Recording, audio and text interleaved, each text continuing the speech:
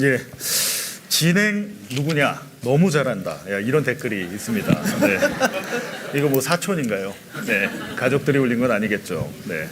알겠습니다. 제가 오영환 지사님 오셨으니까 제가 이제 조금 그러니까 저희들이 제주 4.3을 잘 모릅니다. 그냥 그저 이제 검색을 했을 때 뭐 나오는 그 정도 수준밖에 모르는데 저희가 오늘 오 지사님에게 혹독하게 4.3에 대해서 물어보고 질문하고 답변을 받고 공부를 좀 하고 지금 많은 1,000명 넘게 또 유튜브에서 많은 분들이 보고 계시기 때문에 정확하게 답변해 주셔야 됩니다. 엄청 부담이 되는 자리예요. 그리고 앞서 나는 저 봉지욱 기자님이나 우리 저 이병수 기자님, 장현수 기자님 계신 건 좋은데 이 객석에 4.3을 전공하시고 그러게요. 실제 아까 탐사 보도를 하신 분이 오셨더라고요. 아까 고부님. 그래서 우리 저 양정원 전 이사장님 또 김종민 현 이사장님 두 분이 대표적인 이제 해직 기자들이 모여서 재민일보를 만들고 저희도 4.3의 탐사 보도를 최초로 시작했던 분들인데 그분들 앞에서 하려니까 좀 부담되네요. 우리 저 연구하신 박찬식 박사님도 오시고. 일단 앞서 1부에서 장혜수 기자가 그 여순 반란 사건이라는데 거기 반란은 아니잖아요, 그죠? 그렇죠. 여순 사건이라고. 여순 사건이라고. 그걸 좀 정정을 하겠습니다. 그게 애초에 저희가 배울 때는 교과서에 여순 반란 사건으로 나왔죠. 저희가 이제 군사 정권 때 전두환 때 학교 다니고 그랬거든요. 저는 학교 다니고 그랬는데 지금 보니까 이것도 조사가 이루어지고 있어요. 여순 사건도. 특별법이 지금 제정이 됐고요. 지금 개정 작업을 아마 이제 여러 차례 이제 하게 될 텐데 사담특별법과 같은 과정을 밟고 있습니다. 진상 규명과 명예회복 작업이 이루어지고 있고 앞으로는 사담과 같이 보상도 이루어질 것으로 저희들은 전망하고 있다는 점 말씀드리고요. 또 여순의 그런 아픔이 있었기 때문에 제주도의 많은 도민들께서 또 오늘날을 또 살아갈 수 있는 힘을 가지지 않았나 이런 생각도 해봅니다. 선후 관계는 어떻게 됩니까? 1947년 3월 1일 이제 발포 사건을 기점으로 이제 발생을 한 거기 때문에 4.3이 먼저 일어났다고 봐야 되는 것이죠. 그러니까 4.3 사건이 일어나고 이후에 여순 사건이 토벌을 하려고 이제 지금 당시 11년대인가요? 거기 있었던 팀들이 14연대 14연대를 제주도에 가서 토벌하라고 명령을 내린 것을 거부한 사건이 이제 여순 사건이라고 보시죠. 그러니까 제주 4.3 사건과 연결이 되는 사건. 그렇죠. 제주 때문에 일어난 사건이죠. 근데 어떻게 보면 4.3보다도 진상 규명은 더 늦게 되고 있는 거네요. 그러면. 네, 그럴 수 있습니다. 근데 제가 보니까요. 아까 잠깐 찾아보니까 이 진상 조사를 하고 있는데 1기 조사단에 윤석열 변호인 김계리가 있었답니다. 그리고 1기에서는 이걸 반란 사건으로 규정을 한 모양인데요. 그래서 지금 2기 조사단이 그거를 지금 아니다라고 하고 다시 조사에 들어간다 이런 보도가 있습니다. 맞습니까? 여순 일기. 나는 또 제주 4.3으로 들어가지고. 여순 일기. 여순 일기와 관련돼서 그런 논의가 있었던 것으로 알고 있지만 정정이 되고 있는 것으로 알고 있고요. 이제 진화의 3기가 이제 곧 구성이 될 것으로 보이는데 그렇게 되면 과거사와 관련된 많은 정정 또 이런 작업들이 이루어지지 않을까 기대하고 있습니다. 근데 이제 기본적으로 하나만 여쭤보겠습니다. 지사님 이제 오면서 이제 유튜브들을 쭉 검색을 해보니까 역시나 두 가지 종류의 유튜브가 검색을 합니다. 역사적인 사실을 확인하고 전달하려고 하는 뭐 그런 역사 학자들이나 역사를 공부하신 분들이 있고. 야 이거 공산주의자들의 폭동 공격에서 시작된 건데 니네 왜 역사 왜곡하냐 이렇게 좀 우파적인 뭐 시각이라고 해야 될지 극우라고 해야 될지 이런 공격을 하시는 분들이 있는데 팩트 체크 하나 하고 가죠. 여순 사건 얘기가 나왔으니까 14연대가 출동을 거부하면서 대한민국 당시 정부가 보기엔 이제 반란 사건 비슷하게 되죠. 거부하면서 무장 폭동을 일으키니까 그 당시에 진압되고 체포되는 중요한 사람이 하나 있죠. 사형 선고 받는. 박정희. 여순에서. 14연대 그때 박정희가 14연대의 장교였고 박정희의 형이 유명한 남로당 당원 그것도 유명자 했던 그 당시에 박정희는 그 당시에 여순 사건에 가담하고 역시 남로당 원이었던 걸로 해서 체포돼서 사형 선고를 받는데 제가 이제 좀 공부가 짧습니다. 저도 90년대 대학 다닐 때 책 좀 읽다가 이제 안 해서 아마 다른 남로당원들을 풀고 불어서 이제 좀 사형을 면하고 이렇게 됐다는 걸로 알고 있는데 이 같은 역사적 사실을 안다라고 하면 우파들이 어떻게 이걸 이념 논쟁으로 몰고 갈 수 있는지 자기들이 신처럼 모시는 박정희가 한때 남로당원이었는데 그리고 여순 사건과 함께했던 그 14연대 장교였는데. 저는 뭐 이런 움직임이 이제 저희도에서도 계속되고 있고 공산 폭동이라고 주장하는 분들이 계신데 이승만을 미화하고 또 이승만의 그런 행적에 대해서 비판하고 있는 것을 용납할 수 없다라는 분위기를 갖고 있는 사람들이 있는 것 같습니다. 저는 그건 친일의 잔재 세력이라고 보고 또 미군정의 잔재 세력이라고 보고 그러한 부분들이 아직도 여전히 존재하기 때문에 이런 상황에 대해서 계속 문제 제기를 하고 또 우리의 어떤 법률에 의해서 진행되는 진상규명 작업에도 동의하고 있지 않은 게 아닌가 생각합니다.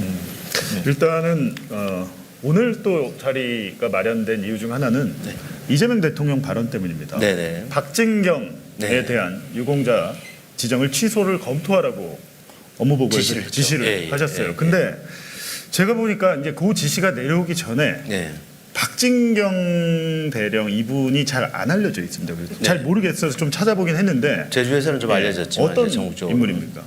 1948년 이제 4월 3일에 이제 봉기가 일어나고 그리고 그런 과정에서 봉기가 일어났지만 저희도에서는 이 봉기를 일으킨 쪽과 또 군인 구연대 간에 이제 평화 협상이 진행이 됩니다. 그런데 갑자기 5월 1일 오라리 방화 사건이 일어나면서 미군정이 이 4.3에 대해서 저희도민들에 대해서 탄압을 하는 강경 작전을 이제 펼치게 됩니다.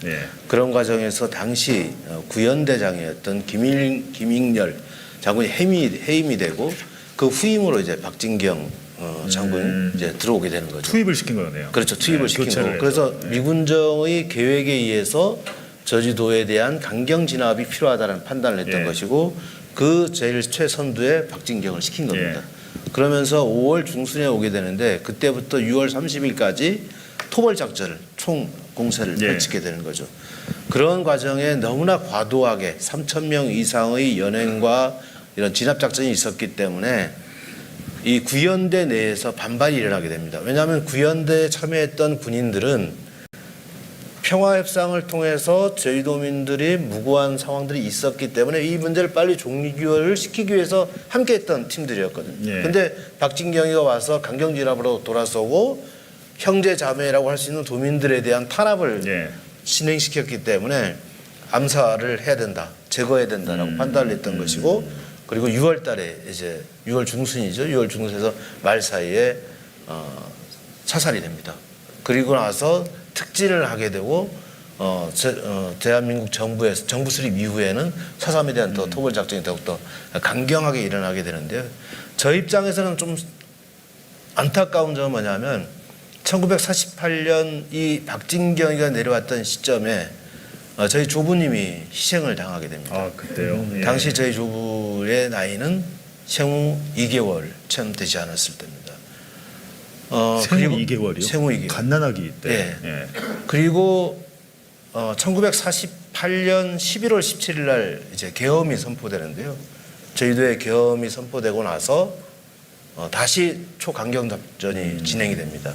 그래서 그 11월 17일부터 그 이듬해까지 다시 이제 그 불법적인 이제 이 탄압이 시작되는데 그런 과정에서 물론 저희 부모들뿐만 아니라 저희 중조부가 그때 다시 또 희생을 당하게 됩니다. 뭐 그 당시만 해도 3만 명 이상이 이제 동시에 희생을 당했기 때문에 우리 집안만의 문제가 아니라 저희 도민 3분의 1 이상이 이제 희생당한 것으로 확인될 수 있는 것이고요. 이재명 대통령께서 지난번 이제 4월 3일 날 지난해 4월 3일 날 추념식 때 오셔서 기자들 앞에서 그런 얘기를 합니다. 당시 4.3의 불법 계엄을 우리가 단죄하지 못했기 때문에 다시 이런 아픔을 겪고 있어서는 안 된다. 그래서 우리가 역사를 다시 한번 제대로 봐야 되는 것이고 그런 경험에서 배워나가는 것이 있어야 된다. 이런 취지로 말씀하셨는데 1948년 불법 계엄에 대한 연구도 우리가 좀 더 이루어져야 될 부분이 있다고 생각합니다. 좀 비슷한 점들은 상당히 있네요. 윤석열의 불법 계엄 마찬가지로 4.3 사건 때 불법 계엄이 있었고 극우가 있어요. 극우 세력. 그러니까 친일 청산이 안 된 상황에서 미군정이 이 극우 친일 세력들을 다시 재등용시키잖아요. 그래서 그 박진경 같은 사람들을 여기 보내서 그런 일들이 또 있었고 보니까 배후는 또 미국이었네요. 사실상. 그 당시에 미군정 체제였기 예. 때문에. 그러니까 예. 미국의 그런 용인 없이 박진경 이건 개인의 일탈로 볼 수도 없는 것이고 근데 그런 것들을 보면 지금도요. 여러분 보시면 제가 지난 대선 당시에 리박스쿨 취재 보도를 했었는데요. 리박스쿨의 리가 리승만이고 예, 박이 박정희인데 이 두 사람은 안 친하다고 그러더라고요. 누가 그러더라고요. 이승만과 박정희가 사이가 좋지가 않은데 박정희가 이제 이승만에 대해서 별로 좋게 생각을 하지 않고 그래서 뭐 이렇게 미국으로 보냈다 뭐 이런 얘기도 있더라고요. 근데 지금 극우 세력 부정선거 음모론을 주장하는 뭐 황교안이나 이런 이 세력의 정신적인 토대는 이승만입니다. 그렇죠. 이승만이고 이승만을 기념하는 많은 기념관이라든지 많은 것들이 미국 하와이에 있습니다. 미국 하와이에 있고 하와이에 있는 부동산 재벌 애니첸이라는 사람이 우리나라 한국 극우들에게 자금을 공급하고 애니첸이라는 이 미국 인물, 이 인물의 이 배후에는 또 트럼프와 연결되는 인물들이 포진이 돼 있는 거예요. 굉장히 복잡하게 엮여 있는데요. 이게 지금 말씀하신 대로 이명박 대통령이 말씀하신 대로 당시의 제주 4.3에 대해서 정확하게 진상 규명이 되고 모든 것들이 정확하게 정리가 됐다면 이런 일이 정말 없지 않았을까 진짜 그런 생각이 오늘 듭니다. 네. 수사님, 이번에 이제 박진경 대령 얘기가 나왔으니까 네. 보훈부에서 네. 이번에 그걸로 등록을 해줬죠. 국가 유공자. 예, 유공자로 네, 등록을 했죠. 지정이지. 네. 그게 좀 이게 그래서 저도 그 뉴스를 처음 봤을 때 이건 뭔가 그냥 이게 한 달 전 뉴스여서 그러고 지나갔었는데 이게 이제 제주도에서는 굉장히 좀 큰 뉴스고 시끌벅적한 뉴스고 지금 그래서 충원비인가요? 박진경에 있는 거기에 이제 또 얼마 전에 지사님이 가서 또 이제 바로 알기 세우고 했었는데 이거 지금 제주도민들은 어떻게 보고 있나요? 이거 박진경 제주도민들은 이미 이제 1923년부터 이 문제에 대해서 박진경 추모비라든가 또 함진경 장군 이제 추모비라든가 이런 부분들이 잘못 알려진 부분들이 있다. 당시에 그분들의 행적이 미화된 상태로 또 당시 희생되신 4.3 희생자와 유족들을 두 번 아프게 하는 이런 표현들이 있기 때문에 이 문제를 점검해야 된다라고 해서 도의회 청원도 올라오게 됩니다. 진실을 제대로 바로 세워달라는 2023년에 청원이 올라왔고 그 이후로부터 저희들도 내부적으로 실태조사라든가 검토 작업을 진행을 해왔고 그런 차에 올해 10월 달에 제가 전면적으로 이와 관련된 조치를 취하자라는 지시가 있었고 전문가 추진위원회가 구성이 되고 그러면서 이 진실 기념비를 세우기 위한 작업들이 진행이 돼서 이미 이게 시점이 좀 우리가 이런 작업을 했기 때문에 이 박진경을 추모하거나 이승만을 따랐던 사람들이 보훈부의 제도를 활용해서 이 국가유공자 신청을 했던 것으로 보입니다. 즉 우리가 이런 작업을 할 수 없게끔 막기 위해서. 그래서 이제 신청을 했는데 우리는 이미 이제 이 진실의 그 표지탑을 다 세울 준비가 다 끝났고 그 시점에 이제 보훈부에서는 일단 그 관계 법령에 의거해서 이제 하게 될 수 있는 상황이 됐던 거죠. 공익다고 그래서 무공 훈장을 받은 게 있어서 그거로 유공자로 등록을 해준 거죠. 그러니까 그렇게 뭐 했는데 행정 편의주의라고 해야 되나? 그게 기계적으로 이렇게 줄 수 있게 돼 있으니까 그걸로 준 거죠. 그렇게 한 건데 그게 이제 도민들한테 알려지니까 이제 항의가 시작됐던 거 그게 대통령실에까지 이와 관련된 내용이 들어가서 대통령께서 보자마자 보훈부 장관에게 취소 검토를 지시를 하신 거죠. 그렇게 지시 검토가 나오자마자 바로 권오을 장관이 이제 저희도에 있는 지인들을 통해서 유족회를 만나게 해달라, 도지사를 만나게 해달라. 그래서 바로 그날 바로 비행기 타고 내려옵니다. 바로 그날이요? 바로 그날. 검토 지시가 있자마자. 권오을 장관이. 왜냐면 저도 이제 그날 왜냐면 그 다음 날 대통령이 물어볼 거거든요. 그러니까. 그럼 어떻게 됐어? 예를 들면 오후 1시인가 2시쯤에 전화를 통화를 이 자리에 계신 누군가와 했는데 저녁 5시, 6시경에 간담회가 이루어지고 저는 아마 한 6시 반쯤에 간담회를 제가 했던 걸로 기억합니다. 그래서 저희 도민과 유족들의 뜻이 제대로 전달이 됐고 장관 입장에서도 이 문제에 대해서는 그러니까. 완벽하게 문제를 해소하겠다는 의지를 이제 밝혔죠. 그랬습니까? 그래서 지금 관련 절차가 진행되고 있는 것으로 알고 있고 제가 지난 1월 2일 날 신년 인사회 청와대에서 있었던 신년 인사회에서 권오일 장관은 저를 만났는데 잘 준비되고 있다고 걱정하시는. 그렇습니까? 예, 빨리 조치가 돼야 될 것 같고요. 여기서 잠깐만요. 여담으로 이 기자님 권오일 장관이랑 좀 친분 있잖아요. 얘기 좀 한번 해보세요. 지사님 네. 우리 권오일 장관님이 우리 진보 진영은 아니잖아요. 그렇죠. 그러다 보니까 그 보훈부 장관이 원래 우리 그 진보 진영에서는 후손들 애국 네. 지사님 후손분들이 이렇게 하다 보니까 우리 그 진보 진영의 그 저기 애국 단체 우리 쪽에서 그 장관님 못 만나는 거예요. 연결 고리가 없어서 예전에는 후손들이 이렇게 그 독립유공자 후손들이 많이 하다 보니까 그 우파 쪽에 있다가 이게 보수 쪽에 있다가 오신 분이 가지고 그래서 제가 지금 만나려고 조만간 그래서 꼭 만나드릴 것 같은데. 아 그래요? 지사님 좀 저 이명수 좀 만나요. 만나면 좀 얘기 좀 해줘. 영수야, 여기 와서 개인 민원을 한번 해. 야 내가 그럼 원래 그런 스타일이잖아. 아니 그게 아니라요. 서울의 소리가 단재 신채호 선생님 네. 기념사업회 그 백운종 대표님이 그렇죠. 오래 전부터 관여를 하고 있는데 지금 단재 선생님이 올해 돌아가신 지 90돌이 됐습니다. 네. 그래서 추모도 하고 그래가지고 보험부하고 좀 뭐 좀 하고 싶은데 줄이 없어서 지사님 잘 부탁드리겠습니다.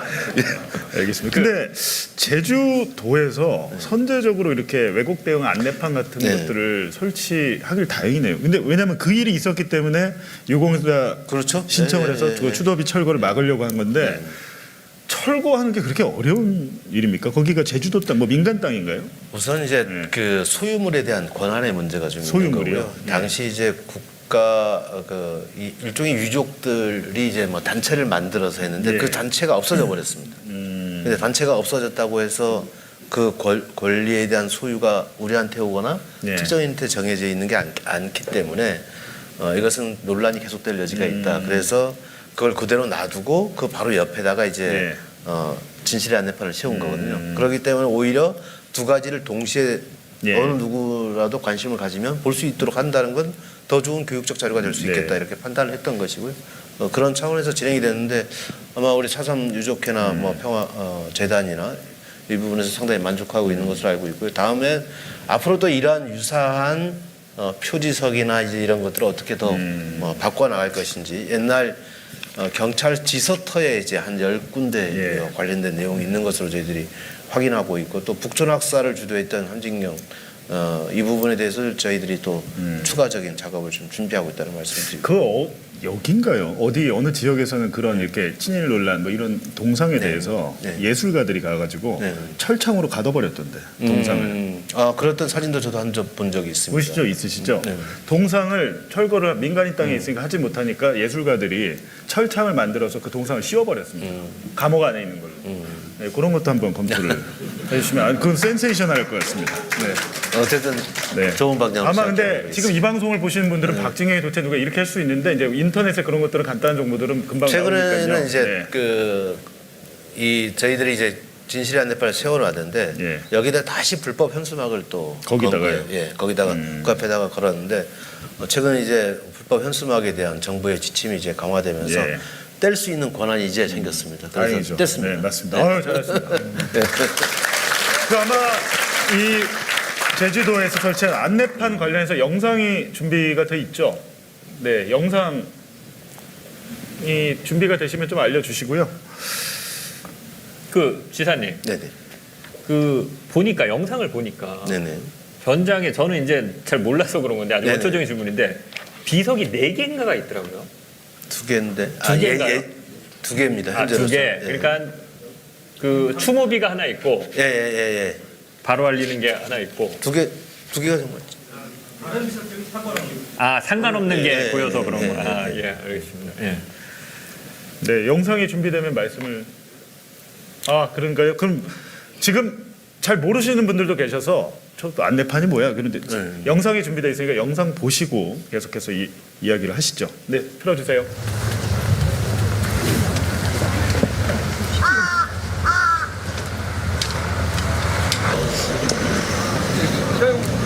천만여와 낯설네.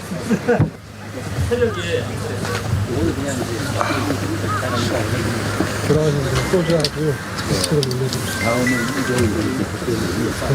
이번 중에 전부 10개수 연결되면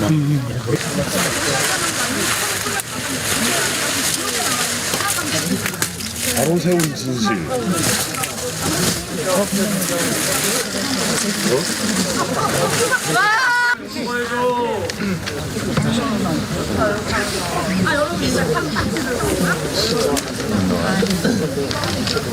고정만 계시니 질문 내용 누구 말씀이십니까? 뭐야, 도지사님? 세금 아깝습니다.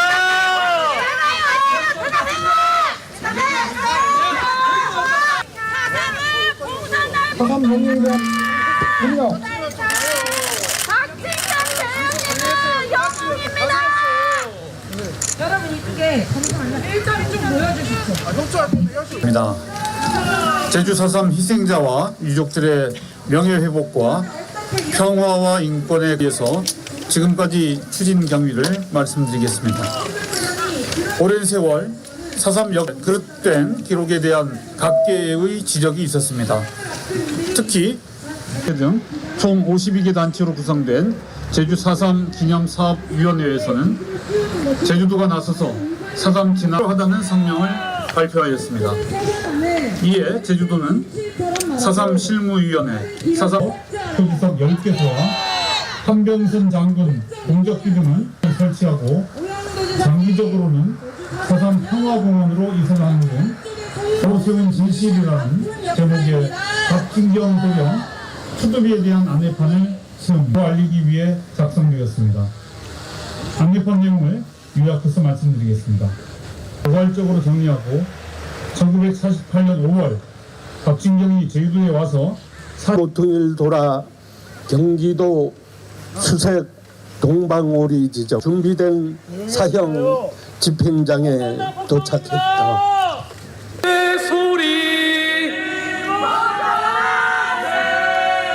노래가 끝나고 조선의 군대가 되어 주십시오. 견우총 역사를 바로 세우려는 우리 새롭게 세우게 됐습니다. 매우 의미 있는 일을 함께 추진해 주신 분께서는 국가유공자 정서 취소를 지시하셨고 관련 절차가 시정하고자 하는 여러분의 노력 해주시는 점에 대해서 시민단체 청원을 해주신 여러분 그리고 4.3 여성이라는 이유로 아이라는 이유로 말도 안 되는 이유로 쓰러져간 4.3 인간으로서의 권리가 보장되는 세상이 우리가 바라는 세상이 될 겁니다. 저는 개인적으로 4.3 유족입니다. 박진경 대령이 제주에 온 이후에 무리한 진압작전 때문에 저희 조부님께서는 당시 26세의 나이로 그해 6월에 희생당하셨습니다. 그 다음에 이듬해 1월에 저희 증조부님께서 다시 희생당해야 했습니다. 어떤 이유로 돌아가셨는지 저는 알지 못합니다. 저뿐만의 이야기가 아닙니다. 이 자리에 계신 모든 유족의 이야기이고 모든 도민의 이야기일 거라고 생각합니다.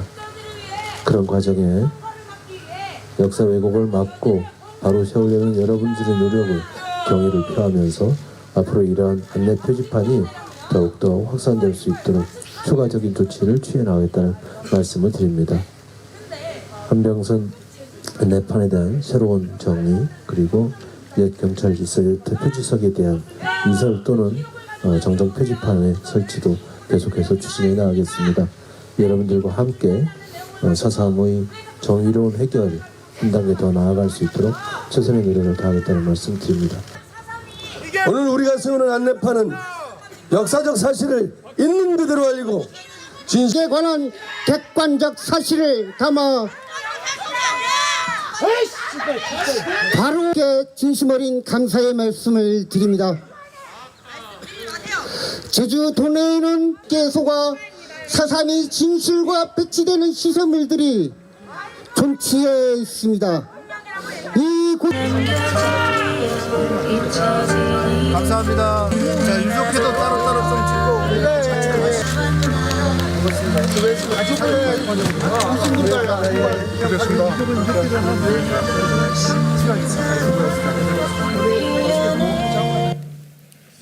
네. 보니까 동상은 아니고 추도 B로 돼 있네요. 이렇게 비석. 비석, 그죠? 예, 그렇죠. 예, 비석인데 지금 저렇게 소리 지르는 사람들은 누굽니까? 일부러 소식을 듣고 이제 항의하러 오신 분들인데 예. 이승만을 추앙하시는 예. 그런 리박 세력들이군요. 그렇게 리박 세력들. 서울에서 많이 오셨더라고요. 서울에서요. 원조가 야. 네, 먼저 오신 거 아니에요? 예. 이명수 기자가 있었다면 발로 차버렸을 텐데.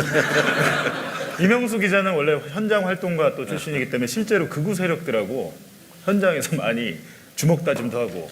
예. 그 저기 지사들이 혹시나 네. 도청에 오면 네. 절대 쫄면 안 됩니다. 그냥 지나가시면 됩니다. 그냥. 얘네들 막 텐트 치고 막 항의하고 그러거든요. 그 평화인권원장을 그 12월 15일 이제 15일인가 10날인가 10날이죠 10날 12월 10날 저희들이 선포를 했는데 지금도 이제 그 제주도청 앞에는 월요일부터 금요일까지 그 항의하는 분들이 계십니다.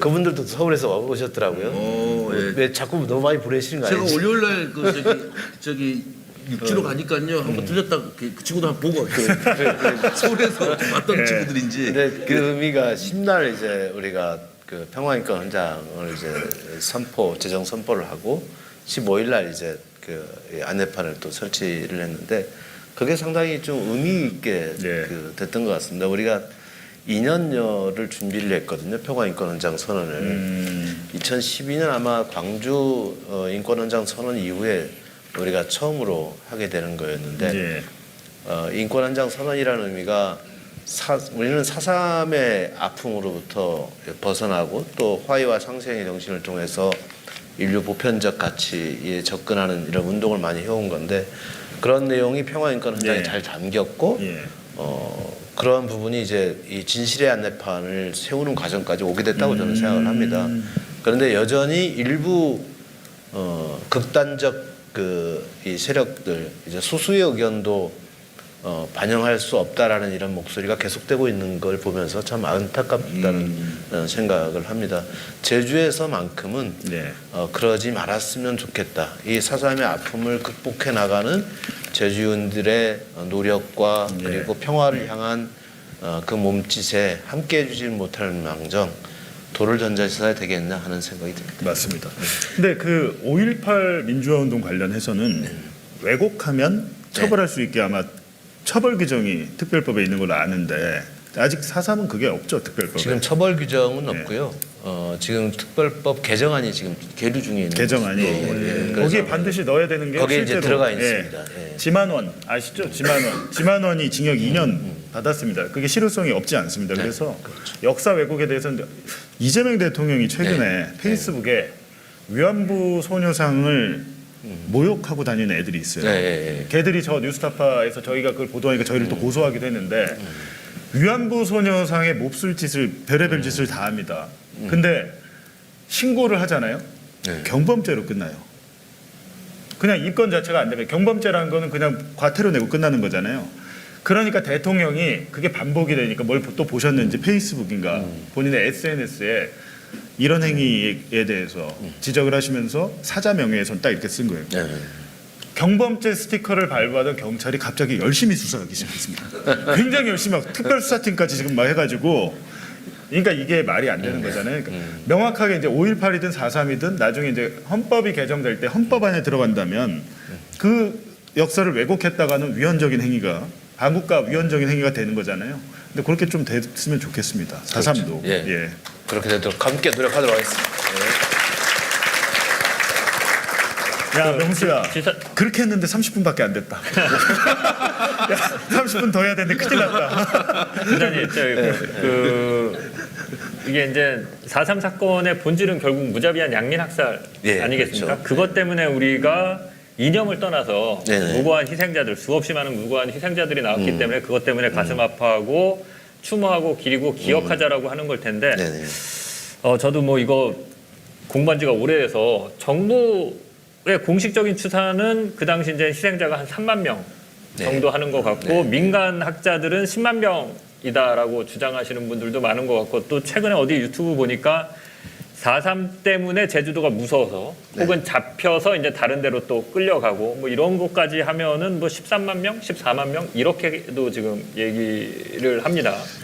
그 당시에 그 선량한 그 양민들이 입었던 그런 어떤 피해, 어떤 그 다음에 또 무자비한 학살 같은 내용들을 조금 뭐 소개해 주신다면. 우선 그 정부가 이제 1999년 그 12월 16일 날 국회에서 사삼 특별법이 처음으로 제정이 됩니다. 여야 합의에서 제정이 되고 2000년에 이제 그 법이 이제 시행이 바로 선포가 돼서 시행이 들어가게 되는데 거기서 제일 먼저 한 일이 이제 진상보고서 작업입니다. 우리 앞에 계신 우리 양조은 이사장님들의 진상보고 작업을 이제 진행하게 되고 이 진상조사 보고서 작업에 따라서 당시에 이제 희생자 인원을 우리가 추정한 게 이제 3만 명으로 이제 정부 조사 보고서에 의해서 추정한 당시에 거고요. 제주도 인구가 한 30만 30만 명이었으니까 이제 3만 명이. 3만 명이 이제 돌아가신 것으로 희생되신 것으로 봤고 물론 이제 일본으로 이제 가신 분 또 외국으로 가신 분 또 이북으로 가신 분 뭐 이제 여러 가지 이제 그 정확한 추계는 되지 않지만 정부 조사 보고서에 이제 그렇게 파악을 한 것이고 그리고 나서 이제 노무현 대통령께서 정부 조사 보고서가 최종 보고서가 제출되기 때문에 그 보고서 내용에 따라서 국가 통수권자로서 제주도에 와서 유족과 도민한테 사과하게 되고 그리고 나서 이제 제주 4.3 평화공원 조성 사업이라든지 명예회복을 위한 작업들이 좀 진행이 됩니다. 당시의 상황을 잠깐 말씀을 드리면 1947년 3월 1일부터인데 1945년 8월 해방이지 않습니까? 8월 해방인데 이 해방 공간에서 가장 새로운 나라를 건설하기 위한 준비에 가장 바빴던 곳이 저는 제주라고 생각합니다. 왜 그랬냐 하면 1600년대, 1800년대까지 대략 200년 동안 제주는 육지로 갈 수 없는 출륙금지령이라는 제도에 묶여 있어서 어디든 갈 수 없어. 고립된 섬에 살고 있었거든요. 진상품을 이제 서울로 보내야 되는데 한양으로 보내야 되는데 진상 떨지 말라라는 말이 생겨날 정도로 진상품을 만들어내는 게 얼마나 어려웠어요. 그러니까 다 남자들이 도망가고 이러니까 이제 아예 나가지 못하도록 출륙금지령이 이제 제주도민들에게 씌워져 있었던 건데 그리고 해방 그 조선이 끝나고 이제 일제강점기 시대에 1920년대에 무슨 일이 생기냐면 제주도와 일본 오사카를 오고 가는 전기 여객선이 생깁니다. 그러니까 제주도에 수많은 사람들이 일본으로 가서 노동자로 일하고 공부하고 이렇게 해서 다시 돌아오는 거죠. 예를 들면 일제강점기에 독립운동 하셨던 제주도의 많은 분들이 제주도에서 일본으로 가서 공부하셨던 분들이 그런 분들이죠. 이런 분들이 너무 많이 이제 왔기 때문에 가장 근대적인 모습으로 변화할 수 있었던 배경이 되었고 당시 이제 건주님 활동이라든가 인민위원회 활동 이런 부분들이 가장 활발히 이루어졌고 그래서 의식이 이제 가장 많이 깨어있는 지역이었다 이렇게 보여집니다. 그렇기 때문에 47년 3.1절 사건도 대단히 이제 중요한 분기점을 이루었던 거고 그런 가운데 피해가 클 수밖에 없는 여건이 마련됐다라고 생각되어지고요. 다만 당시 이제 미소 갈등이 냉전 체제가 새롭게 이제 형성되는 과정에서 제주도민들의 그 평화적인 또 이 평화 협상들도 다시 강경 진압을 하는 그런 배경에 대해서 우리가 좀 더 조사를 해봐야 되고 진상을 파악해봐야 될 문제가 남아 있긴 합니다만은 미군적인 잘못된 판단 그리고 정부 수립 이후에 이제 이승만 정부의 불법 계엄의 선포 이런 부분들이 다수의 양민을 학살하게 하는 이런 배경이 되지 않았나 생각하고요. 그 양민을 학살하는 내용들을 보면 아마 사삼 평화공원에 보면 위패봉안소가 있는데 이 둥그렇게 돼 있는 위패봉안소 안에 가면 그 희생자 명단이 지금 다 있습니다. 우리가 확인된 희생자 명단이 있는데 이게 이름이 없는 경우가 있어요. 아무개가 있고 그 다음에 누구누구의 자, 누구누구의 자, 뭐 손녀 뭐 이렇게 쓰여 있습니다. 이게 그러니까 뭐 아이들을 가릴 것 없이 그렇죠. 이게 이름도 짓지 못한 상태에서 없는 상태에 있던 아이들까지도 무참히 희생됐던 이런 내용들을 보면 인간으로서 할 수 있는 그 동족에게 가할 수 있는 것은 아니었다 저는 생각하고요. 그래서 우리가 평화인권헌장을 하는 건데 제주 말을 못 알아듣잖아요. 서북청년단이 내려와서 무자비하게 학살을 하는데 서북청년단 입장에서 보면 제주도 사람들이 제주 말을 하는 게 알아들을 수가 없어. 외국어처럼 예, 외국어처럼 느낀다 해서 우리 제주 말 해서 쏴 죽이고, 응? 그리고 여자라고 해서 쏴 죽이고. 그러니까 뭐 이걸 같은 민족으로 생각 자체 하질 않는 거 아닌가 하는 그런 생각이 들 정도로. 그래서 어떤 누구도 차별받지 않아야 된다라는 게 우리 도민 입장에서는 대단히 중요한 거죠. 특히 그 조선시대 아까 제가 출入금지령을 얘기했는데 육지로부터 받았던 그런 피해 이런 부분들이 사상을 통해서 더 다시 마음을 닫게 하고 아프게 했던 또 이런 과정이 있었다고 생각하는데요. 근데 지금은 저는 그 우리 김종민 이사장님도 저도 자꾸 그런 얘기를 하는데 그럼에도 불구하고 이 4.3 유족들이 잘 살아서 우리 제주도의 근대화를 이뤄내고 감귤 산업을 육성해내고 관광 산업을 육성해내고 더 잘 사는 모습을 보여주면서 당시 경우회하고 같이 경찰 출신들하고 같이 참배도 다니고 이거 세계 기록유산 등재하러 같이 다니기도 하고 이러면서 이것을 극복해내고 있거든요. 그래서 저는 저희 도민들이 참 대단하다라고 생각합니다.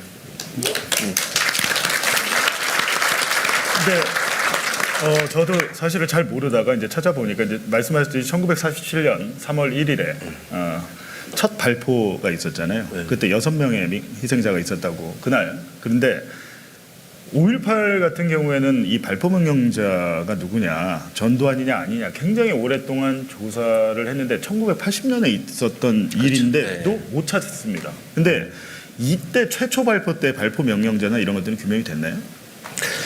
정확하게 규명이 되지 않는 것으로 알고 있고요. 다만 이제 기마대에서 쏘았다라는 정도로 제가 저도 지상 조사 보고서에서 이게 좀 보고. 특별히 위에 상부에 보고하지 않고 그냥 순경 뭐 이렇게 경찰이잖아요.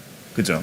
기마대. 기마대 경찰이 경찰이죠. 발포를 그렇게 쉽게 할 수 있나라는 생각도 드는 거고 사실은 그런 상부의 지시를 받지 않은 우발적인 발포거나 아니면 그냥 본인의 판단이었다면 징계를 받거나 감옥을 갔거나 수사를 갔어야 되는데 그게 아니고 그 다음 단계 제가 하나 되게 특이하게 본 것은 제주도민이 총파업을 하잖아요. 당시에 30몇 명의 제주도민이라고 하는데 그렇다면 성인을 기준으로 봤을 때도 한 10만 명, 그러니까 노동 가능 인구만 봤을 때도 10만 명 이상이 됐을 텐데 하나의 회사가 총파업하기도 힘들거든요. 근데 어떻게 도 전체가 파업을 합니까? 그래서 이제 그만큼 이제 선진화되어 있고 그 근대화되어 있던 그런 상황을 저는 표현한 거라고 보여지고요. 당시 관공서 직원들, 오늘날로 치면 공무원들도 다 파업에 동참한 겁니다. 관공서가 전부 다 동참을 했기 때문에 총파업으로 그렇게 번질 수 있었던 것이고. 그러니까 이게 제주도만의 어떤 특성이 있는 건가요? 글쎄요. 이렇게 뭐 한 3번만 거치면 다 친척이라든지 뭐 이런 거 2번만 물어보면 다 아는 사이라든지 연고 때문에 작동할 것은 아니고요. 저는 근대적 이식의 산물이라고 보여지고 그만큼 독립된 나라를 세우려고 했던 의지가 가장 강력히 일어났던 것이고요. 예를 하나 말씀을 드리면 1945년부터 1948년까지 제주도에 학교가 58개가 세워집니다. 정부가 없는 상태에서 정부 수립 전에 교육을 위해서. 그러니까 교육을 위해서. 그래서 일본에 아까 일하러 갔던 그 팀들이 다 돈을 가지고 오고 돈을 보내오고 그다음에 제주도에 있는 이분들은 이제 교육을 잘 시켜야 독립된 나라를 만들 수 있다는 생각 때문에 가서 돈이 없는 사람은 가서 노동력을 제공하고 식사를 제공할 사람은 식사 도움을 제공하고 그다음에 이제 돈을 제공하신 분은 돈을 제공하고 심지어 해녀들은 학교 바당이라는 걸 만들어 가지고 일정한 마을의 조업 구역 안에 일정한 구역 안에서 벌어들이는 해산물 채취한 수입은 학교에 기부하는 거예요. 이게 해녀 바당입니다. 학교 바당입니다. 학교 바당. 이런 방식으로 58개의 학교를 동시에 만들어내고요. 그때 만들어 무슨 조천중학원 뭐 이런 모든 초등학교들이 사람들이 다 공부하러 간 겁니다. 그건 어른이고 나이가 어리고 상관없이 그런 학교가 만들어지고 공부하는 일들이 1945년 해방 이후부터 정부 수립의 과정에서 가장 활발하게 일어났던 지역인 거죠. 그러니까 완전히 근대적인 사고에 의해서 근대 교육 체계가 도입되어지고 그런 과정에서 나라를 세우려는 움직임이 가장 강했던 것이죠. 네. 그 지사님, 토벌군이 소개 작전을 하지 네네. 않습니까? 네네. 그러니까 해안선에서 아마 5km였나요? 중산간 지대인데 정확히 5km? 그러니까 거기 이제 비우고 예, 내려와라, 5km. 해안가로 다 내려와라라고 예. 했고, 그래서 내려왔다가 이제 피해를 받은 사람들도 있고, 토벌 과정에서 이제 중산간 지역을 예. 무자비하게 거의 이제 학살하고 뭐 이제 도망가면 쫓아가서 죽이고 했던 건데, 제가 이제 여쭤보고자 하는 거는, 그러니까 이 4.3이 그때 역사적 기록으로 끝나는 게 아니라 그렇게 말씀하시는 역사학자 얘기를 들어본 것 같아요. 그게 이제 지금의 어떤 제주도의 모습에도 많은 영향을 미친다. 그때 그래서 중산간 지방이 공동화 되는 현상이 나타나고, 역설적으로 또 그래서 거기가 이제 비어 있는 땅이다 보니까 이런저런 뭐 골프장이 됐던 대형 리조트가 됐던 이런 것들이 또 쉽게 들어설 수 있었던 뭐 어떤 뭐 이게 이제 좋다는 얘기가 아니라 그런 어떤 지금 제주도의 모습을 갖추는데도 어떤 영향을 미쳤다. 뭐 이런 얘기도 좀 들은 것 같아서. 예. 그러니까 예를 들면 이제 중산간 소개가 이제 먼저 일어났기 때문에, 근데 이제 4.3이 끝나면서 또 자기 고향으로 돌아가려는 분들이 이렇게 일부는 돌아갔지만 돌아가지 않는 경우가 있죠. 그래서 해안선을 중심으로 일주도로가 먼저 생기게 되고, 일주도로가 먼저 생기니까 도로가 이제 해안선 쪽으로 먼저 와 있는 거죠. 그래서 해안선 중심으로 개발이 먼저 이루어지게 되는 이런 과정들은 있죠. 그러다 보면 나중에 이제 공동목장 같은 경우에도 저희도의 전 지역에 다 있었는데, 이 공동목장을 먼저 팔아버리게 되는, 우리 생활의 터전으로 계속 갖고 있지 못하게 되는 이런 경우들도 있었다라고 저는 생각해 볼 수 있습니다. 그 박진경 대령이 보니까 1920년생이던데 사망이 1948년이에요. 그죠? 48년 6월. 48년인데 이분이 보니까 부하들한테 총을 맞아 죽었더라고요. 그렇죠. 그러니까 손선호 하사 뭐 이런 분들이 있던데, 그러니까 밑에서도 보다 못해서 못 참은 계엄 거죠. 상황에서 또 이렇게 되면 군사법에 의해서 군사 반란이 되잖아요. 나중에 보니까 손선호 하사 이분은 사형당했더라고요. 나중에 보니까 재판에서 사형이 당했는데, 이 밑에 이 부하들은 제주도민이었나요? 왜냐면 아니면 보다 제주도민도 일부 있었겠죠. 근데 없었습니다. 손선호는 아니라는 것이죠. 예, 전부 다 구현돼 다 내려왔다. 예. 뭐 저기서 수화로 다 앞에서 아니 지금 앞에 지금 거의 전과 펼쳐놓고 지금 하시는데, 아셔야 될 게 박진경이가 그렇게 무자비하게 하다가 결국 부하에게 총을 맞고 죽잖아요. 그렇죠. 이게 사실은 어떻게 보면 순리일 수도 있겠습니다. 왜냐하면 박정희도 본인의 오른팔 왼팔이었던 김재규에게 총을 맞아 죽듯이 보다 못해서 그분들이 그랬던 것 같은데, 그 이사장님, 그 손선호 하사에 대해서 좀 조사가 돼 있나요?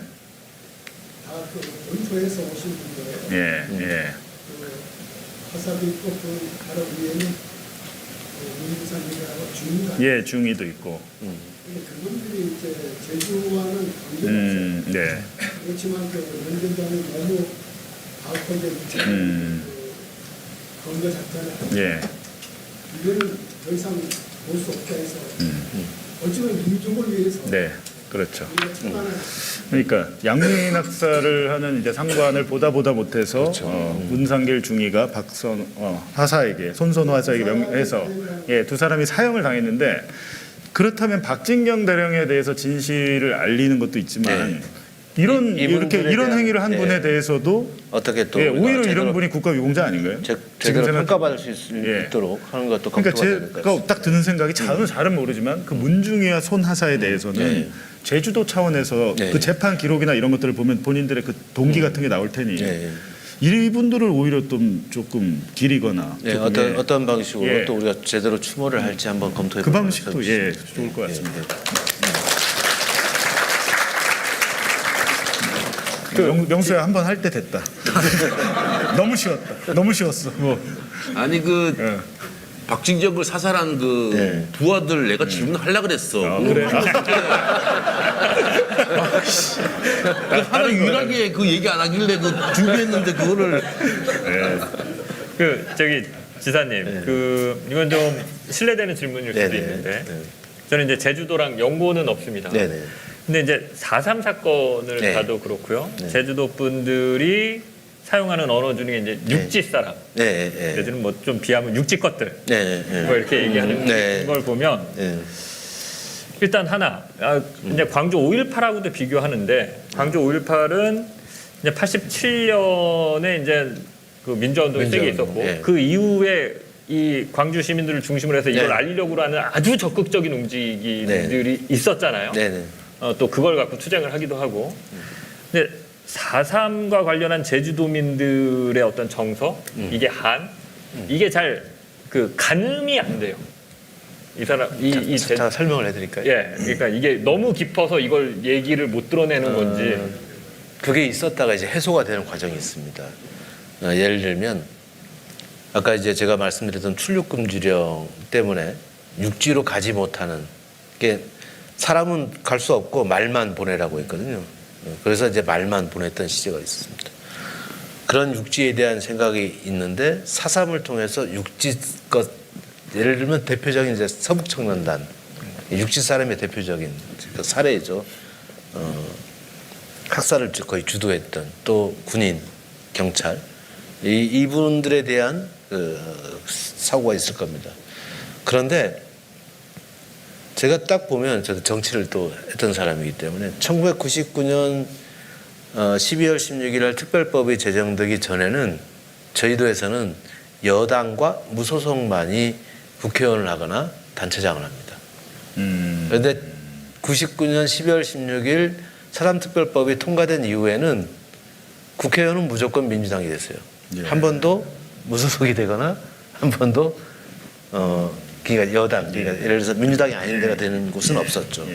그래서 제가 볼 때는 사람특별법이 제정되기 전까지는 자기의 의견을 얘기하거나 뭐 이렇게 4.3을 포함해서 4.3의 기업과 관련된 이야기를 하거나 자기의 주장을 함부로 얘기하는 것은 금기시되어 왔다라고 생각합니다. 그런데 이 사람특별법 제정을 통해서 이제는 이야기해도 되는구나 라는 게 전환이 이루어졌다. 저는 그렇게 보기 때문에 지금은 4.3에 대해서 아파하지 않는다. 그리고 4.3의 유족들도 이 역사에 대해서 자랑스럽게 생각하고 오히려 우리가 투쟁하고 그리고 진상규명하고 명예회복했던 이 일련의 과정을 4.3 기록유산으로 유네스코에 등재시키고 그리고 평화와 화해의 가치를 이제 평화 인권 현장으로 만들어내고 이것을 우리가 선도하고 있다는 생각을 저는 다들 하고 계시다고 생각하기 때문에 물론 더 많은 국민들께서 제주 4.3에도 더 깊은 관심을 가지고 응원해 주시기를 바라는 마음이 있지만 저희 도민들이 이 문제에 대해서 그렇게 당당하게 생각하고 있다 이런 말씀 드리고 싶습니다. 또 하나 좀 질문을 드리면 요거는 진짜 신뢰되는 질문일 수 있습니다. 그러니까 제가 가진 어떤 상식에 봤을 때 또 이제 죄송하지만 5.18 광주 얘기를 하면 광주에서 민주당의 지지율은 압도적입니다. 네네. 그죠? 예, 이게 이제 그게 역사적 상처가 그렇게 이어지는 거겠죠. 지역적 민주당이 지역적 기반도 그쪽에 갖고 있고. 근데 이제 4.3이나 어떤 말씀하셨던 이 제주도에 대한 수탈 일제 뭐 조선 왕조뿐만 아니라 일제 그리고 미궁정 이렇게 이 4.3으로 이어지고 그 이후에도 이렇게 보면 제주도 지역에 대한 수탈이 정말 다른 그 어느 지역보다 극심했던 걸로 보이는데 이게 선거 때 뚜껑을 딱 열어보면 보수 정당에 대한 지지율이 만만치가 않습니다. 그러니까 달라졌다니까요. 달라졌나요? 이게 2000년 전후하고 이제 후가 달라지는 거고. 아니 근데 저 질문 아마 원희룡 2번 해거든요. 그게 이제 원희룡 2번 하면 그렇게 물어봐야지. 국회의원 선거는 4월 3일이고 매우 근접해 있고 약간 도지사 선거는 좀 떨어져 있어요. 오늘 뭐 근데 많이 바뀌고 있다는 점 말씀드려요. 뭐 선거 얘기는 올해 6월 지방선거가 있기 때문에 지금 하면 안 돼요, 장 기자님. 큰일 날 수 있어요. 그거 하면 안 되고. 이제 도민들의 정서를 물어본 건데 좀 위험할 수 있겠네요. 요즘은 여기까지 하겠습니다. 네, 한 10분 가량 남았는데요. 청중에서 혹시 질문 있으시면 뭐 저희나 아니면 뭐 도지사님에게 질문 있으신 분들 계신가요? 예, 저 뒤에. 네. 요 마이크를 좀 대주십시오. 예. 질문은 아니고요. 아까 예. 장윤수 기사님이 4.3 사건이라고 하셨길래 예. 그거는 조금 정정해 주셨으면 저희는 4.3 사건이라고 하지 않고 있어서. 뭐라고 합니까? 제가 사실 네, 예. 저희가 이거를 지금 이렇게 하기가 되게 애매한 그냥 지금 4.3. 네, 그래서 그냥 4.3이라고 그냥 4.3. 말씀하시는 예, 그러니까 그렇게 하는 것 사건이라고 같더라고요. 하기엔 예, 저희는 가슴 아픈 역사이기 네, 때문에 알겠습니다. 예, 그걸 주의하겠습니다. 조금만 부탁드리겠습니다. 그러면 여순 사건은 뭐라고 불러야 되나? 그러니까 그게 좀 어쨌든 지금 저도 사실 오기 전에 그걸 검색을 해봤습니다. 예. 공식 명칭이 이게 이제 실례가 될 수도. 근데 정부는 그냥 예, 공식적으로 사건, 4.3 예. 사건이라고 정부는 그렇게 하는 거 같아요. 법률상의 용어로 이해하시면 예. 되고요. 그러니까- 그렇지만 아직 정명되지 예. 않았다라고 지금 보고 이것도 있는 사실은 중요하게 하긴 해요. 왜냐하면 5.18 같은 경우는 5.18 광주 민주화 운동으로 딱 법적으로는 예. 그렇게 돼 있는데 대부분 이제 군사정권에서는 광주 사태라고 불렀는데 그렇게 못하게 하잖아요. 지금 광주 사태란 말을 못 그래서 쓰게. 우리가 사산 예. 평화공원에 보면 그 백비를 이제 이게 세워놓지 않고 그냥 눕혀 있습니다. 그래서 우리가 언젠가는 정명을 해서 그 백비에다가 새겨서 이제 이렇게 세우겠다는 의지를 좀 예술적으로 좀 표현한 건데요. 빠른 시일 내에 정명이 이루어지기를 좀 바랍니다. 네. 뭐 또 다른 분 계실까요? 네. 얼마나 이게 알차게 진행이 됐으면 질문이 없어요. 질문할 필요 없이 아주 알차게 잘 됐는데 이명수 기자님 한마디 좀 해주시죠. 네. 예, 오늘 지사님한테 아까 그 도에서도 네. 여기 역사 그 4.3에 대해서 네. 그 구구 애들이 와서 네. 막 이제 해방 놓고 그러지 않습니까? 네. 5.18 저희가 문재인 정부 때인가 그랬을 거예요. 역사 왜곡 방지법 만들어라. 네, 네. 국회 앞에 가서 우리 어르신이 우리 백운영 대표님이 단식까지 했습니다. 이게 그러다 보니까 5.18 그 지만원이 그 주장했던 거 해가지고 5.18만 지정했던 거예요. 그러니까 이런 이번에 그 바로 세우기 그 비할 때도 구애들이 오는 거예요. 그걸 이제 우리 지사님이 대통령 때 건의해서 역사 그 역사 모욕죄를 만들어서 그래야지 구구들이 이게 설치지 않는다. 그러면 도청 앞에 그 텐트 치고 있다면서요. 구구들이요. 사라진다니까요. 같이 지혜를 모아나가도록 하겠습니다. 네, 대통령한테 건의 좀 해주세요. 저도 좀 방송에서 저희 소리소리 계속 얘기는 하고 있는데 한번 대통령 만나오시면 좀 얘기 꼭 전달해 주십시오. 그래야지 역사가 바로 쓴다고 저는 주장하고 있습니다. 예. 네. 이재명 대통령이 이런 말도 안 되는 극우 선동을 아주 싫어하는 걸로 알고 있기 때문에 건의하시면 아마 적극적으로 그게 이제 최근에 마련하지 않을까. 정보통신망법이 개정이 돼서 본회의 국회 통과해서 지금 시행 중입니다. 시행 중인데 사실은 그 정보통신망법 개정을 두고 이제 언론 노조나 이런 곳에서 언론 탄압이다, 언론 활동이 위축이 된다 이러면서 반대를 했는데 저는 개인적으로 그렇게 생각하지 않습니다. 왜냐하면 언론의 환경이 너무 많이 변해가지고요. 지금은 레거시 소위 말하는 재래식 언론들이 다 유튜브에 들어와 있잖아요, 자기들도. 그리고 언론사의 탈을 쓰지 않아도 고성국 TV나 이런 배승희 TV 이런 데 보면 이런 사람들이 구구의 여론을 형성하고 주도하고 전한길 같은 사람이 등장해서 저렇게 활동을 할 정도면 환경이 달라졌는데 이 사람들은 자기들이 언론사가 아니라고 해서 막 뱉습니다. 가로세로 연구소 김세희 같은 강용석 같은 애들 보면 벌금 몇백 받거든요.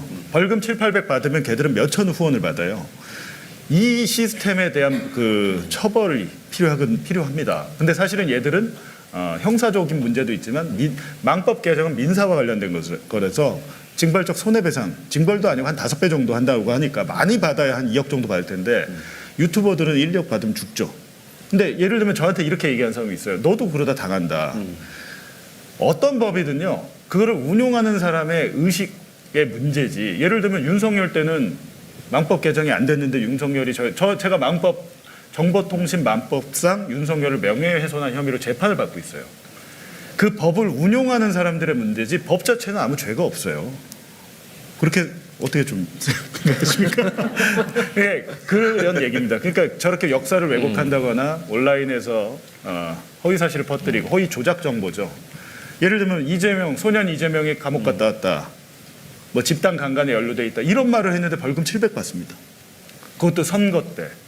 그 말이 꼬리에 꼬리를 물고 타가지고 없는 사실이 새롭게 창작이 돼서 사실처럼 선거가 치러지고 끝났잖아요. 저는 그게 엄청난 영향을 미쳤을 거라고 보는데 거기에 대해서 처벌이 너무 또 미약하다. 이번에 망법 개정하는 그런 것들을 특히 극우 세력들을 단죄하기 위한 민사적으로 하기 위한 그런 것이었다고 생각하는데 장 기자님도 좀 비슷한 생각하고 계시죠? 네. 당연하죠. 네. 이게 지금 사실 이건 사실 언론개혁 얘기인데 필요하고요. 그 자꾸 이게 징벌적이라고 해서 사람들이 이 용어에 그 혼돈을 하는 건데 징벌적이지 않습니다. 미국은 징벌 한번 때려 맞으면 망합니다, 기업이. 근데 한국은 지금 해봐야 5배. 최대 20배.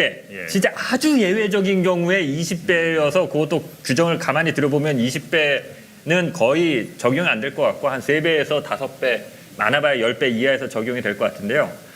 지금 보통 잘못된 언론 보도로 인한 손해배상을 언론사가 많이 물어낼 때 어느 정도 물어내느냐, 재판 가서 5천만 원?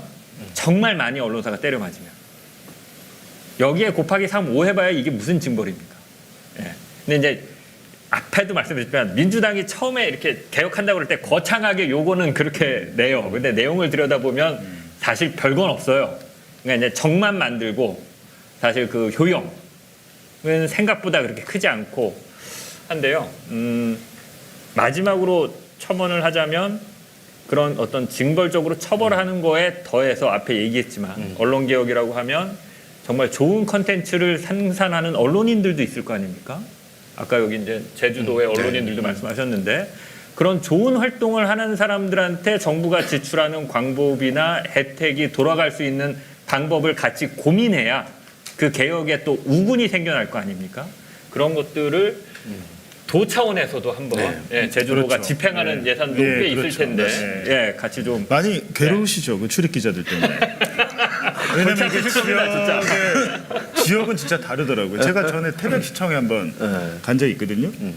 태백 전 시장을 비판하는 기사를 쓰고 며칠 후에 갔는데 브리핑을 막 자기들끼리 하는데 모르는 사람이 앉아 있잖아요.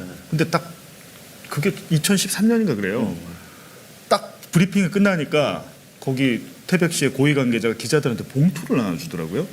그러다가 처음 보는 제가 있으니까 누구 이렇게 2013년 JTBC 생긴 지 2년밖에 안 돼서 근데 거기서 봉투를 받고 다 같이 담배를 피우더라고요. 이게 와 진짜 장난이 아니구나. 2013년인데 그러니까 이 지자체장들은 기자들 때문에 많이 괴로울 것 같아요.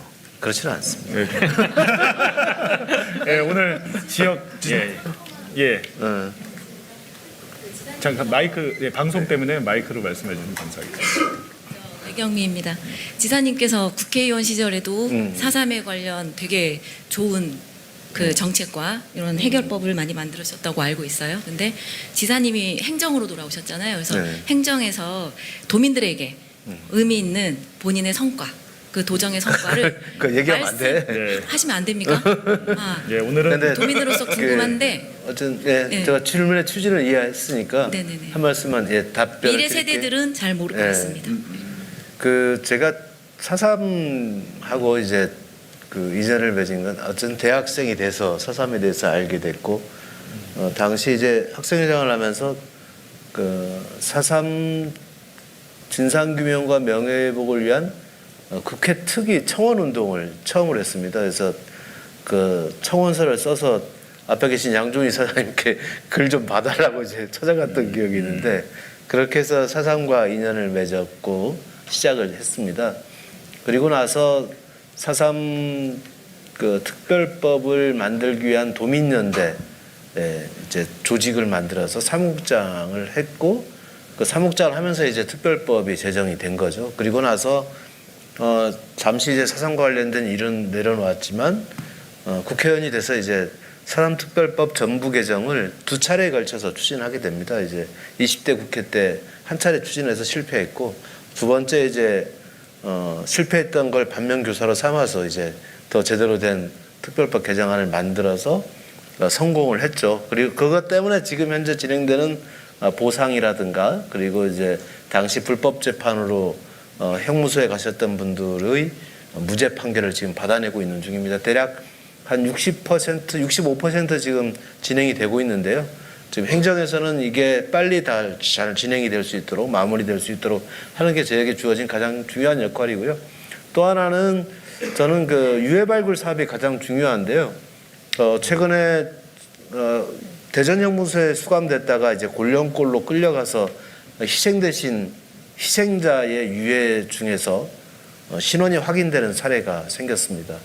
그리고 경상북도의 이 갱도 이름이 제가 갑자기 코발트 광산에서 희생됐던 유해 중에 또 한 분의 유해가 신원 확인이 돼서 이제 조만간 모셔오게 되는데요. 단 한 분의 희생자라도 끝까지 저희들이 발굴 작업 그리고 신원 확인을 위한 DNA 분석 작업을 지금 하고 있습니다. 그래서 꼭 제주에 다 모시고 올 수 있도록 최선을 다하고 있다는 말씀드립니다. 부탁드립니다. 어느덧 마칠 시간이 돼서요. 이제 끝으로 이명수 기자 마무리 말씀 듣겠습니다. 네. 오늘 저희 한 2시간 했죠. 어떠셨는지 모르겠네요. 수강료 내고 오신 걸로 알고 있는데 어떻게 그 값어치를 했는지 모르겠는데요. 저희 나름대로 최선을 다했다고 생각하는데 제가 지사님한테 지금 질문하려는 거 우리 두 기자님이 다 해가지고 제가 지금 이상한 사람이 됐는데요. 저 다 준비했습니다. 근데 오늘 즐거웠습니까? 네, 감사합니다. 양 기자님. 네. 사실 육지에서는 많이 이렇게 좀 돌아다니기도 했고 저 개인적으로 북콘서트도 책을 쓰면은 하기도 했고 했는데 생각을 해보니까 제주도는 내려올 생각을 못했던 것 같아요. 딱히 이렇게 불러주신 적도 생각해보니까 없었던 것 같은데 앞으로 자주 뵙겠습니다. 오늘은 제주도에서 하는 행사가 아니고요. 여기 시민단체에서 이제 하는 행사라는 점 말씀드리고 제가 이제 말씀드린 끝에 마무리를 이제 지사님께 한라산 갑니다. 한라산. 내일 저희가 이제 온 김에 한라산 등반 하려고 하는데요. 뭐 제주도는 다 좋은데 저는 그런 생각이 들더라고요. 윤석열 때 혐중 정서가 엄청 강했어요.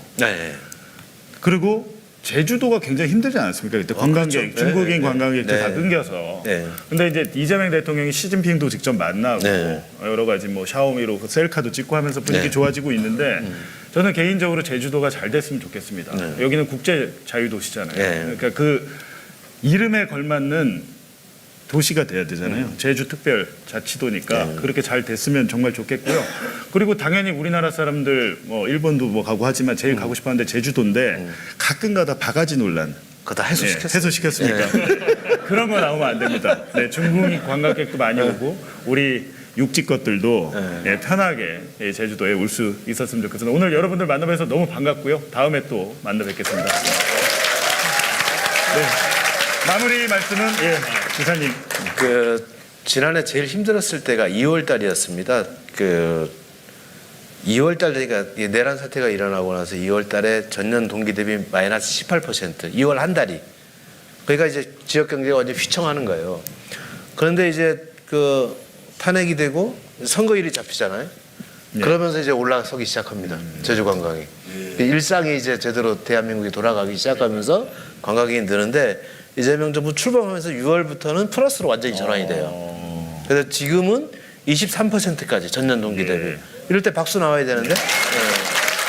그래서 우리 제주도가 했던 것 중에 하나 전국민 여행지원금 제도인데 지금 방송을 보시는 또 우리 청취자분들이 계시니까 1인 15명이 한꺼번에 제주에 방문하게 되면 제주도에서 관광협회에서 1인당 3만 원씩 드려요. 지역화폐. 인당. 15명 오면 인당. 네, 인당. 그래요? 네. 그래서 15명 채우고 오시면 좋습니다. 알겠습니다. 오늘 감사합니다. 마치죠. 고맙습니다. 그래, 감사합니다. 고맙습니다. 감사합니다. 수고하셨습니다. 네, 고맙습니다.